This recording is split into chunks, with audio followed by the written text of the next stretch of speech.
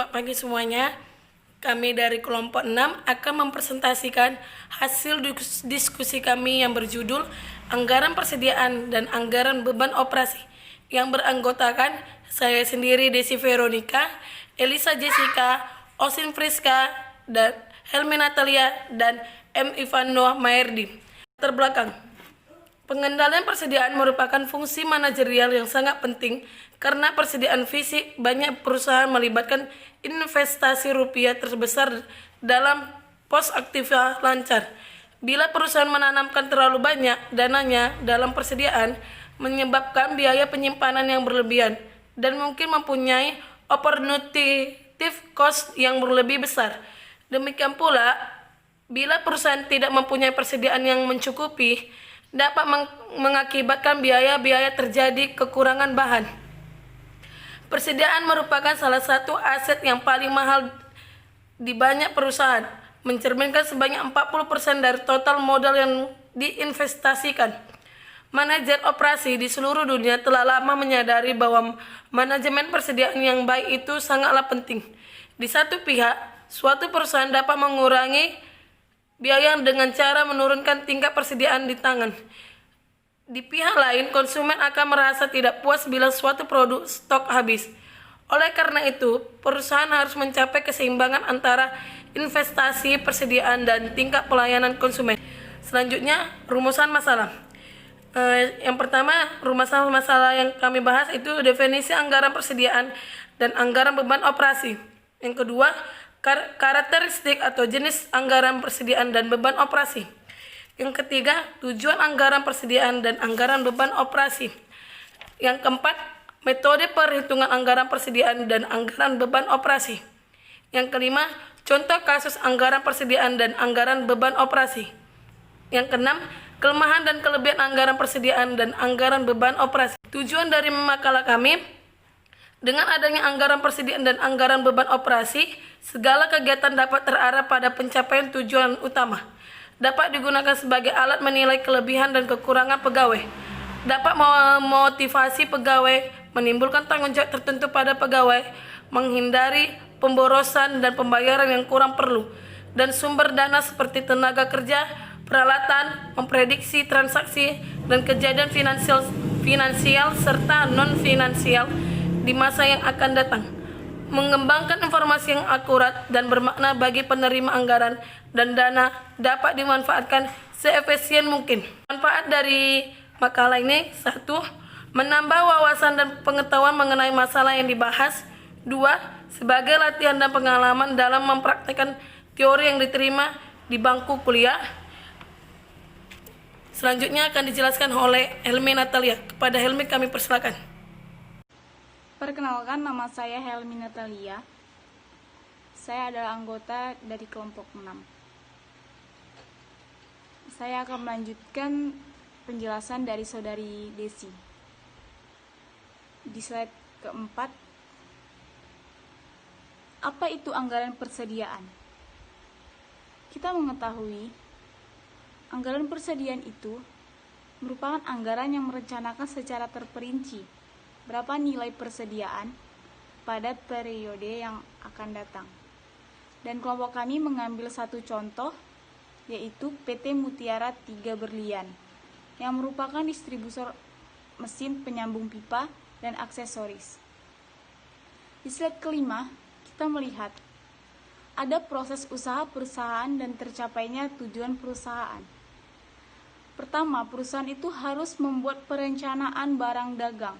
Perencanaan barang dagang ini dimaksud dia apa yang ingin dijualnya, apa yang direncanakan, yang terfikir ia untuk suatu usaha baik perusahaan itu. Dan kedua, perusahaan harus menyusun anggaran barang dagang. Dia harus tahu anggarannya itu untuk apa aja untuk usaha mereka, dan anggarannya itu berapa yang mereka sanggup. Dan ketiga, ada EOQ, Economical Order Quality. Baiklah, saya menjelaskan cuma sampai di situ, dan selanjutnya akan diteruskan oleh saudari Osin. Terima kasih. Saya Ausin Priska akan melanjutkan presentasi berikutnya, yaitu fungsi persediaan. Fungsi persediaan terbagi menjadi 3. Yang pertama yaitu untuk menghilangkan pengaruh ketidakpastian. Maksudnya itu adalah untuk menghadapi ketidakpastian sistem, maka sistem persediaan ditetapkan darurat yang dinamakan steady stock. Apabila permintaan telah diketahui, maka persediaan barang dalam proses barang jadi akan disesuaikan dengan permintaan. Dalam hal ini tidak perlu ada persediaan, dan apabila ada gejolak permintaan akan diteruskan ke bagian produksi, dan bagian produksi akan berusaha untuk mengatasi gejolak permintaan tersebut. Yang kedua, ada memberi waktu ruang untuk pengelolaan produksi dan pembelian. Yang ketiga, untuk mengantisipasi perubahan pada demand supply. Maksudnya itu adalah persediaan disiapkan untuk menghadapi beberapa kondisi yang menunjukkan perubahan demand supply. Itu ada 2. Pertama, bila ada perkiraan perubahan harga dan persediaan barang baku. Yang kedua, sebagai persiapan menghadapi promosi pasar di mana sejumlah besar barang jadi disimpan untuk menunggu penjualan di waktu tertentu berikutnya. Baiklah, terima kasih. Selanjutnya akan disampaikan oleh saudari teman saya, yaitu Elisa Jessica. Kepada Elisa, kami persilahkan. Baik, saya akan menjelaskan selanjutnya yaitu tentang metode penilaian persediaan. Yang pertama ada metode FIFO atau first in, first out, yakni barang yang masuk atau dibeli lebih awal dianggap dikeluarkan atau diproses lebih awal pula. Pemakaian metode pertama masuk pertama keluar didasarkan anggapan bahwa bahan yang pertama kali dipakai dibebani dengan harga perolehan persatuan dari bahan yang pertama kali masuk ke gudang bahan atau harga perolehan bahan persatuan yang pertama kali masuk ke gudang bahan akan digunakan untuk menentukan harga perolehan persatuan bahan yang dipakai pertama kali, disusul harga perolehan persatuan yang masuk berikutnya. Sini saya akan beri contoh, yaitu PT Bumi Damai dalam bulan Januari 2005 sebagai berikut. Persediaan tanggal 1 Januari 2005 sebesar 200 kilo dengan harga 100. Lalu ada pembelian pertama itu ada tanggal 12 Januari sebesar 400 kilo dengan harga per kilo 120. Lalu di tanggal 26 Januari sebesar 500 kilo dengan harga 90.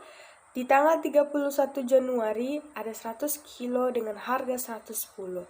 Lalu terjadi pemakaian di tanggal 16 Januari 2005 sebesar 500 kilo dari pembelian tahun lalu sama dengan 100 kilo.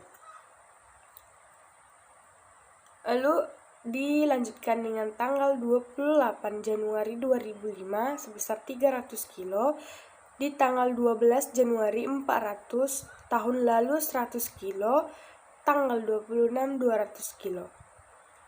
Metode persediaan fisiknya, itu persediaan awalnya 2005 itu sebesar 200 kilo dikalikan dengan harga per kilo tadi 100 sama dengan 20.000. Lalu pembelian bahan tanggal 12 Januari ada 400 dikali 120 sama dengan 48.000. Lalu di tanggal 26 ada 500 dikali 90 sama dengan 45.000. Lalu tanggal 31 Januari ada 100 dikali dengan harganya 110 sama dengan 11.000. Lalu pembelian kotornya itu jumlah dari total harganya itu ada 104.000 dengan pembelian 100 dikali 90 sama dengan 9.000. Pembelian bersih sebanyak 900 kilo sama dengan 95.000. Harga perolehan bahan siap dipakai 1.100 kilo sama dengan 115.000. Persediaan bahan per 31 Januari 2005 atau persediaan akhirnya sama dengan 100 dikali 110 sama dengan 11.000. Lalu 250 dikali 90 sama dengan 22.500. Lalu harga perolehan bahan yang dipakai sama dengan 81.500. Saya lanjutkan dengan kedua, ada metode LIFO, last in first out, yakni barang yang masuk atau dibeli lebih akhir dianggap dikeluarkan atau diproses lebih awal. Metode ini mendasarkan anggapan bahwa bahan yang pertama kali dipakai atau dibebani dengan harga perolehan persatuan bahan dari yang terakhir masuk disusul dengan harga perolehan bahan persatuan yang masuk sebelumnya dan seterusnya.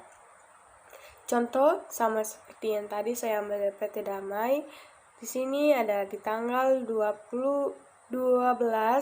400 kilo dikali 120 sama dengan 48.000. Lalu tanggal 26 Januari 2005 500 sama dengan 45.000. Lalu 31 Januari 100 kilo dikali 110 sama dengan 11.000. Lalu bakal total kilonya itu sampai 1000 kilo dan dengan total harga 104.000. Lalu pembelian 100 kilo dikali 90 sama dengan 9.000. Pembelian bersihnya yakni 900 kilo dengan harga 95.000. Harga perolehan bahan siap pakai sebanyak 1.100 kilo sama dengan 115.000. Maka persediaan akhir 31 Januari 2005 yaitu 200 dikali 100 sama dengan 20.000. 150 dikali harga 120 sama dengan 18.000. Maka harga perolehan bahan baku yang dipakai 750 sama dengan harga 77.000. Lalu ada metode yang ketiga yaitu metode average atau rata-rata bergerak, yakni barang yang dikeluarkan atau diproses dinilai berdasarkan rata-rata dari harga beli yang pernah dilakukan atau terjadi. Metode ini didasarkan pada anggaran bahan yang dikonsumsi dibebani dengan harga pokok persatuan bahan rata-rata. Pada metode ini, aliran harga perolehan juga tidak harus sesuai dengan aliran fisik bahan, karena aliran fisik harus mempertimbangkan keadaan atau kondisi fisik dari persediaan. Contohnya sama seperti tadi, kalau di average ini kita jumlahkan seluruhnya, lalu di persediaan akhirnya 31 Januari itu sebesar 350 kilo dikali dengan total harga per kilonya tadi itu sebesar 104.545 sama dengan dikalikan itu sama dengan 15.000. Lalu harga perolehan bahan yang dipakai 750 tadi dikali dengan harga per kilonya itu jumlahnya 104,545 sama dengan 78.409. Saya lanjutkan dengan materinya, jenis-jenis persediaan. Jenis-jenis persediaan yang pertama ada persediaan barang dagang. Barang yang ada di gudang dibeli oleh pengecer atau perusahaan dagang untuk dijual kembali. Yang kedua ada persediaan manufaktur. Persediaan manufaktur terdapat lagi. Pertama ada persediaan bahan baku, barang berwujud yang dibeli atau diperoleh dengan cara lain, misalnya dengan menambang dan disimpan untuk penggunaan langsung dalam membuat barang untuk dijual kembali. Yang kedua ada persediaan barang dalam proses, yaitu barang yang membutuhkan proses lebih lanjut sebelum penyelesaian. Yang ketiga ada barang jadi, barang yang sudah selesai proses dan siap untuk dijual. Yang ketiga persediaan rupa-rupa, barang seperti perlengkapan kantor, kebersihan dan pengiriman. Persediaan ini biasanya dicatat sebagai beban penjualan umum. Ada anggaran beban operasional.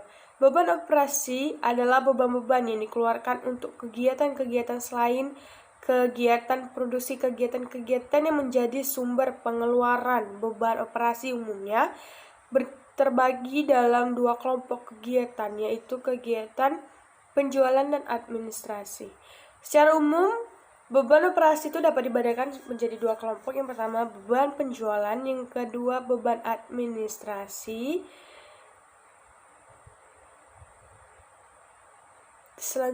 Terima kasih dari materi penjelasan saya. Selanjutnya akan saya serahkan kepada Bang Ivan. Contoh penyusunan anggaran beban operasi. Contohnya, PT Berkah Abadi Jaya ingin menyusun anggaran beban operasi untuk bulan Januari 2008. Anggaran beban operasi disusun cara mengkelompokkan semua beban operasi yang ada ke dalam kelompok beban tetap dan variabel. Berikut ini adalah asumsi yang diperlukan untuk menyusun anggaran beban operasi PT Berkah Abadi Jaya.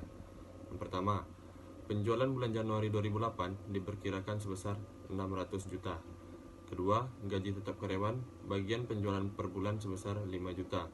Yang ketiga, gaji tetap karyawan bagian administrasi per bulannya sebesar 8 juta. Yang keempat, komisi karyawan bagian penjualan sebesar 1% dari penjualan. Yang kelima, beban penyusutan kendaraan bagian penjualan dan bagian penjualan masing-masing sebesar 2 juta per bulan. Yang keenam, beban iklan per bulannya sebesar 3 juta. Yang ketujuh, biaya penyusutan peralatan bagian penjualan dan bagian administrasi setiap bulannya adalah 2 juta dan 1 juta. Yang kedelapan, beban tetap listrik bagian penjualan dan administrasi adalah 500.000 per bulannya, sedangkan biaya variabel listrik per kWh adalah 500 rupiah. Pemakaian listrik bagian penjualan dan administrasi diperkirakan 1.000 dan 1.500 kWh. Langkah pertama, memasukkan seluruh komponen biaya beban tetap bagian penjualan untuk bulan Januari 2008.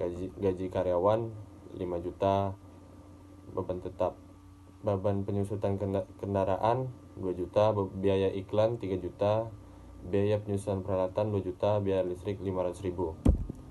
Langkah kedua, menghitung seluruh komponen beban variabel bagian penjualan untuk bulan Januari 2008.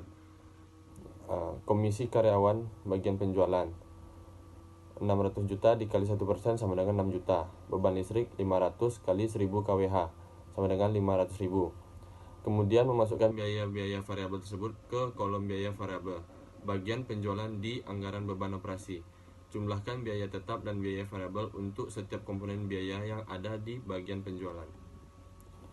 Masukkan ke biaya listrik. Biaya listrik bertambah jadi 500. Beban tetapnya 500.000 dan beban variabel 500.000. Komisi karyawan penjualan di beban variabel 6 juta. Jadi subtotal beban penjualan ada 19 juta. Langkah ketiga, memasukkan seluruh komponen biaya tetap bagian administrasi untuk bulan Januari 2008. Gaji karyawan beban tetapnya 5 juta, total 5 juta. Terus ditambah 2 juta. Biaya iklan 3 juta, totalnya 3 juta. Biaya penyusutan peralatan 1 juta. Biaya listrik 500.000. Komisi karyawan penjualan 500.000. Jadi subtotal beban penjualan ada 18 juta dengan beban variabel 6 juta.